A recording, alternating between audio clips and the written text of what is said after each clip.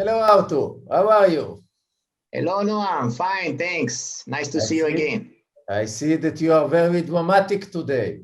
A lot of thunders behind you in the Yes, background. Black pieces. because I'm waiting very dramatic game for us today. Today we have a triple diversion drama between Timofeev against Jones. Mr. Jones, yes. Many songs about him. And also there is a song about Mrs. Jones. You know this song? So Black has played the thematic Queen H5. White immediately played G4. Yes, only way, because King H2, there is Knight G4. So now Black has no choice, actually. When he came to H5, he committed to sacrifice his bishop on G4. Okay, and BF4, bishop E5. Because the important diagonal now, it's H2, B8. If I can't keep my bishop there, I will bring my queen to A4. And now, Olala style of move. One more piece to the game, no? To the attack. Winning a tempo. Threatening Rook D4. And only move to defense is Knight F3. But Mr. Jones is insisting. Rook D4, sacrifice, another sacrifice. After piece sacrifice, now is going to be one rook down. Unbelievable. Okay, bishop take F4. And this is the key moment of the game. Oh, we have this amazing challenge. And when Noam showed me this position first time, I was shocked and I was trying to solve it myself. And the problems that I faced were basically that if I try to win, for example, in such forcing way, I saw there is only move Knight E4. Then I tried to find other ways, like for example, Queen H2, King F1, Knight E3 check, and I saw that after take, I have a problem with Knight F3. So what does it mean? It means that I have problems each time with another knight. It's a nightmare. Here, Black has some very creative options. Let's see some. The first one is bishop E3. Yes, amazing move, Noam, with a great idea. The idea is that if pawn take E3, we have check, king F1. Now no knight E3 to let the king to escape, but queen G3. Yeah, and a little move. Little move, closing the escaping road, right? And now if king G1, we have knight take E3 and there is no way to stop the mate on G2. And if knight F3, knight E4, we have knight E3 and mate here. That's all.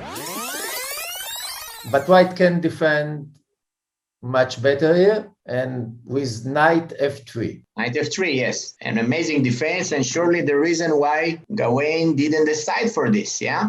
Bishop take F2, king F1. King F1, and now it's look like your attack, or black attack, is a bit in a dead end. Not so easy to continue. We have to. Not so easy to continue. But as always, the nasty computer, when he attacks, he always look backwards. Bishop C5. And also slow moves, yeah, typical for computer and for Mikhail Tal. After rook D3, Black can continue the attack in a fantastic way with knight B4, and normally he should win the game. Okay, so let's go to the other try. Knight D5. Yes, now there is a big problem, and I will not be surprised if Black simply was worried here, because after move like E6, there is queen take G4. Ah, nice surprise suddenly. A little surprise, but big one. Yeah, in chess, you have to be careful all the time, all the time. In this game, everything, all the game is going around diversions. And if the knight is protecting the E3, we have to distract him. So I think the only way is knight B4. Knight B4 is fantastic move, absolutely. And how to defense? Looks like the king have to run away. This looks like a good try. You want to escape through D2. Let me make a little move backwards as we like, queen h6. Not easy. Also, now we can mention that on knight d5, that looks natural. Their problem is rook take d5 and queen take g4. The queen from a4 is always there, giving life to the defensive resources. Yeah, the fourth rank is very important. So knight b4 is also blocking the queen and gives you the opportunity to go queen h6. White can play quite slow a3. So we have to make the diversion patent again. Another distraction move, b5. Fantastic move to continue the attack. This time to divert the queen from the fourth rank. And if you take on b5, the knight go to c2. And decisive attack. So you have to go queen b3. And go knight d5, rook d5. And now it's very easy to our spectators because they understand that if you want to attack, you have to go backwards. Bishop b6. So after rook take b5, we have what looks like amazing move to continue the attack, queen f4. Oh, forward move. Suddenly forward move.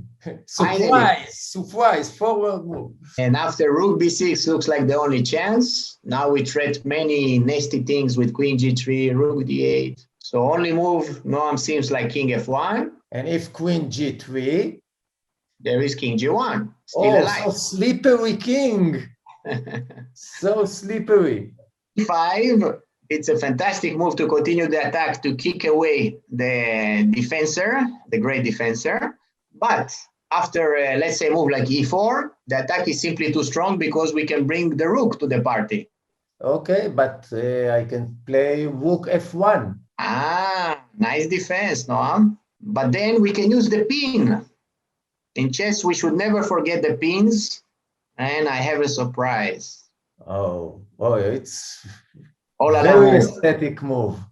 Yes, very beautiful move to win a game, right? Knight h2, fantastic.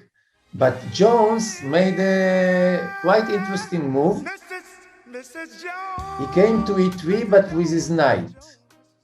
Beautiful idea. The first one I offered when I saw this position because it looks like crashing. But even knight f3, I think it was a good defense, no? Because unfortunately here, I didn't find any more than perpetual check. Absolutely. So knight f3 could be a great defense by Timofeev, but he decided to take on e3. And I think he got in trouble, but somehow he managed to escape. He sacrificed a queen here. But he could play better. He could play rook d3. Rook d3 was amazing defense. Very easy for the engine, very difficult for humans because looks like losing after queen f5 check, bishop f3, knight f3. And here the cold-blooded machine plays kg2 with big left. To play here for the win with our favorite diversion. b5. b5 again. If you take with the queen, then there is a quick mate coming here. You can take with the knight, but now I have knight e1.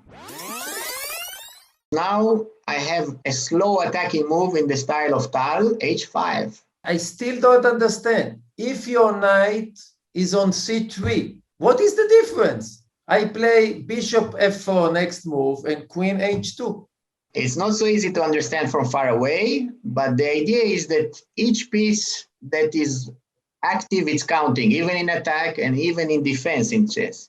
So the difference is not exactly the knight on c3, but rather that after rook e3, queen e3, king g2, and for example, a move like rook c8 or rook d8, white win an amazing tempo to bring his defense, the rook to f1. And unfortunately, we can't play rook c5 because there is queen e8. So the idea of b5 is if you take with the knight, you block your queen. Unbelievable, but that's the point. Beautiful chess. The computer is so creative. Super creative nowadays. So knight e3 doesn't work. Bishop e3 doesn't work. And that gave me an idea, Noam, trying to make a multi-diversion move. But I had a problem. I explained the problem. I saw that I have a fantastic idea like b5.